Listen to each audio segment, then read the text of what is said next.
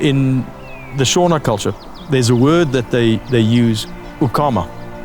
And ukama, if you translate it into English, refers to the interconnectedness of everything.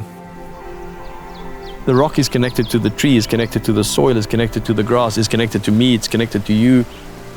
I believe I am part of the very same substrate that a mountain is made of. So why would I not want to do something that would inherently look after me and all around me, my family?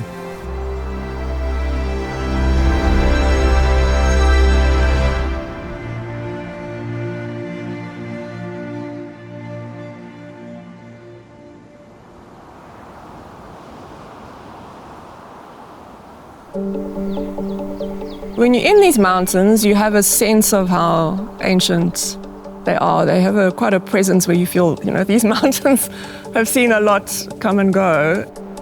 We maybe don't think about it, but we rely on them for so many different things. I mean, most of our water comes from these mountains. I mean, of the biodiversity that's part of the system that we're in all comes from these mountains, and they're a refuge for a lot of nature that's being pushed out of the other areas in the lowlands.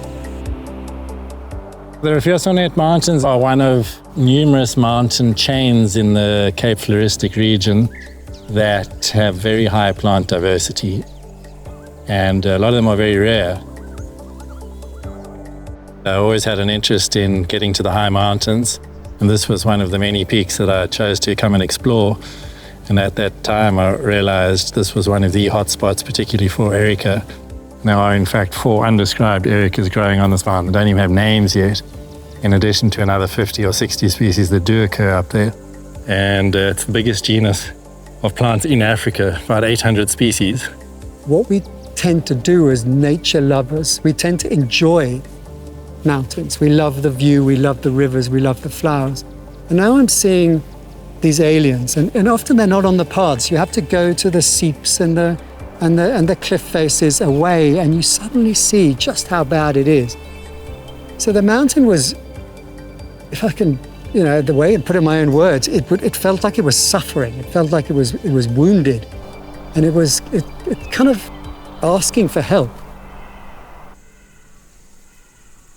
Fynbos is one of the most biodiverse systems in the world. So it's incredibly varied species. And when invasives come in, it's almost like going from this very varied feast of different things going on in relationships, and you're bringing in something that starts just having like a one-way relationship. They start taking over in an area.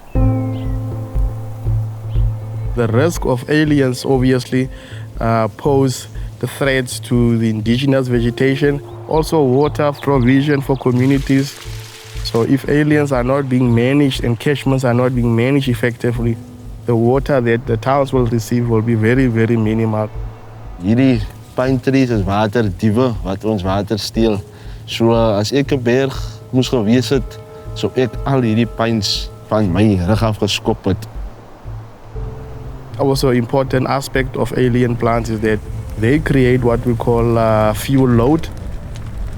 When it burns up in the mountain, the pines really intensifies the fires because of the chemicals that they have inside of them, and it burns a lot longer than it's supposed to. They burn hotter, they're harder to control, and crucially, they damage the indigenous seed bank. They burn too hot. Fynbos likes a quick, low temperature fire. Too hot, then you get these scarred areas, which are perfect for pine reseeding, but terrible for fynbos. When we realized that we had an alien issue, an alien problem, we knew that the problem was far bigger than our property. It was far bigger than our own limited resources. And unfortunately, wild restoration came into our orbit, as it were, by accident. So Wild Restoration, my colleague Rupert and I co-founded it, and our thinking was to try and find a way that we could contribute to nature with our skill set. Come from an economic development background, and we've done a lot of work around partnership buildings. When I think about a mountain and how a mountain operates, it's like everything knows its place in the system, right, and knows what it needs to do. Part of how we're working is to say, if we were to think more like a mountain, like how could we actually find ways to work together? And that takes a different kind of way of thinking and doing and being. We decided very early on that we can't do everything. We need to work with people. So whether it's the local municipality that owns the land, whether it's Cape Nature, other NGOs, whether it's private landowners, whether it's helihack, the helihack volunteers dangle from these cliff faces. They get dropped on cliff faces and cut individual trees.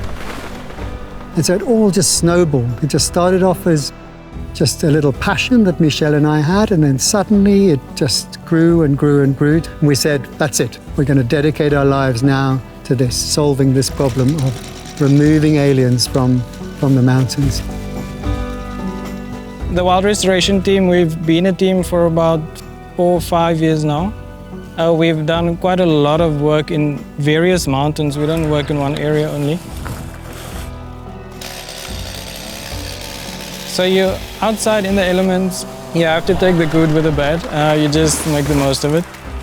Everything's uphill, downhill. There's no tar roads up in the mountains. So when you have your chainsaw with you, a few kilograms, your fuel, your oil, your food for the day, at the end of the day, it's very rewarding. Yeah. We're cutting a lot of the older pines down that are cedars that have pine cones already. So you're stopping the next generation of pines as well. And that really has a lasting effect. It's as long as you cut low enough, the pine won't grow again. Hierdie is die kamer watsie. Hy het 'n location op, start button, alles. Hy het 'n location op waar jy 'n knoppie druk waar hy vir jou presies sê waar die boom is wat jy omgesny het. So dis maar maklik. Hy het nou 207 bome op. Daar gaan hy 208, maar dis hoe hy werk. Hy tel vir jou aan hoeveel bome jy sny per dag. You look at wild restoration, that is the data and that is the science that we want. It's important from a science point of view, but also from a management point of view, because if you look at that data, this is how you are going to approach it. And those records are wonderful to take back to our funders, who then can see the maps that we're clearing, and then they can see, okay, the progress is being made, it's being done scientifically. The numbers of a great nature reserve, we've probably chopped down 200,000 trees in total. And now recently, a month ago, a fire has gone through and burnt all that area that we previously cleared. And that is critical to the work we do. We cut down the mature trees, they fall, they create the seedlings, and then a year later, if a fire comes through, that area is pristine. The data is there, the evidence is there. You can actively be able to estimate the number of liters of water that you have now made available to the community downstream.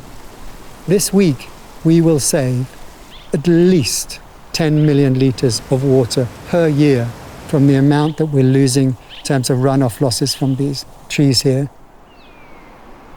Get rid of the thing that shouldn't be here, and then nature will take over, and that we've found time and time again. And there's one example in particular, one of the original places that I was so keen to clear, there's a pool on top of the mountains now, but was being drained by the aliens. So when we cleared those aliens in that area, we saw that water being recharged. And we captured on film leopards, reebok, all sorts of other animals coming to that area to now drink.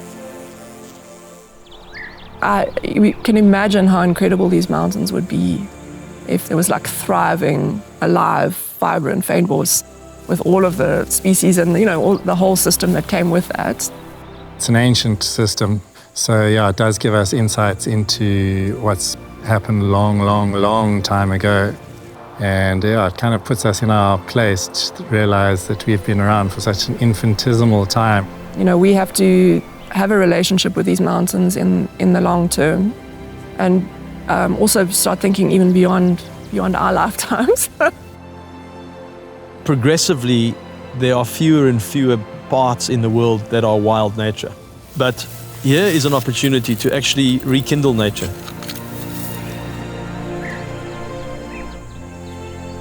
Part of the reason I got into this work is I'm imagining us getting to a point where humans are a restorative species, where we're not a destructive species. we can imagine a situation where around these mountains there were just a lot of people able to make a livelihood out of caring for these mountains. That would be the big dream.